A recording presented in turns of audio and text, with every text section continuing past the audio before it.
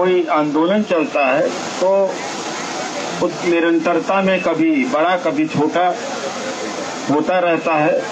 और राजीव रेड्डी जी ने एक बात को कही और मीडिया ने भी यही कहा कि क्या इनके समर्थन में आप आए हैं।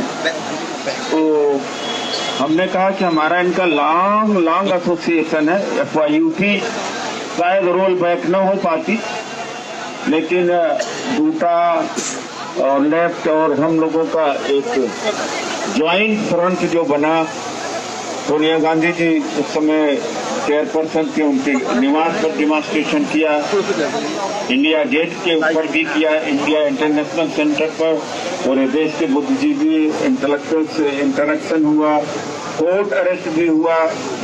और 2014 में जब सरकार बनी तो जो उस समय के वाइस चांसलर थे RSS के लॉबी में घुस करके बहुत कुछ कोशिश किया कि FYUP रिमेन रहे, रिटेन रहे, लेकिन वहां भी हम लोगों ने प्रिवेंट किया। अंत में जीत हमारी हुई। तो राजीव रेड्डी जी जो कह रहे हैं कि हमारा इतिहास जीत का रहा है, इसमें भी जीत हमारी होगी।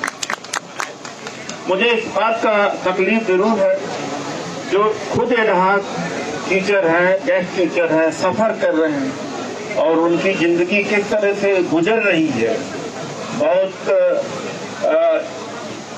जिस मतलब है कि न वो ठीक से जी पा रहे हैं और न मर पा रहे हैं। ऐसी जिंदगी जीने के बाद में भी वो लोग निकल के नहीं आते। अगर एक जो एडहॉक के टीचर हैं 10-10, 5-5 लोगों को प्रभावित करने लगे, जो कि कर सकते, इससे भी ज्यादा कर सकते हैं, तो इतना बड़ा आंदोलन खड़ा हो सकता है कि यह सरकार बात को मानने के लिए बाध्य हो। लेकिन उनमें भी कोई कमी है। वो चाहते हैं कि राजीव रेड्डी लड़े और जूटा के और पदाधिकारी लड़े और जो रेगुलर है प्रोफेसर आभा लड़ाई लड़े, और उसमें से कमी लोग हैं जो वोट कमी होते हैं, तो उनमें भी सेंसिटाइजेशन होना चाहिए। इस समाज में एक सोच है भारतीय समाज में कि सबका होगा तो हमारा भी होगा, मेरे अकेले जाने से क्या होगा। तो सबकी यही सोच होती है कि मैं नहीं जा रहा हूं तो कहीं दूसरा तो जा ही रहा, दूसरा भी सोच रहा होगा कि तीसरा तो जा ही रहा है, फिर चौथा सोच रहा होगा कि अरे भाई जब होगा तो हमारा भी हो जाएगा।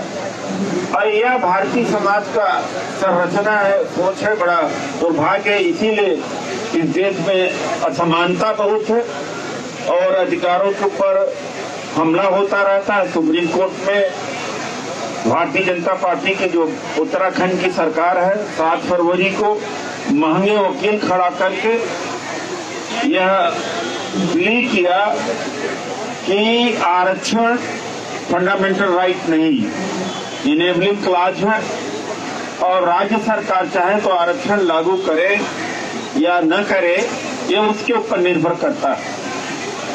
तो जब से ये सरकार आई है, निजीकरण को बढ़ावा देना, पूरा एजुकेशन सेल्फ फाइनेंसिंग में झोंक देना, किसी तरीके से चाहते हैं कि जीवी भी खत्म हो, जेनू भी खत्म हो और इस देश के पूंजीपति सरमाएदार संस्थाओं को चलाएं एक तरफ, दूसरी तरफ एजुकेशन ही खत्म हो जाना चाहिए। ये लोग अनएजुकेटेड हैं, पूरे देश को अनएजुकेटेड करना चाहते हैं, क्योंकि पढ़ाई लिखाई से मतलब है नहीं। मैं तो इनके बीच में रहता हूँ, अभी भी मैं पार्लियामेंट से ही आ रहा हूँ, तो चर्चाएं होती रहती हैं। तो इनके सोच का स्तर गाय है, गोबर है और अंधविश्वास है, तारे हैं, नक्षत्र है, उसके बाहर निकल ही नहीं पाते। बाकी चीजों से इनसे कोई मतलब नहीं है।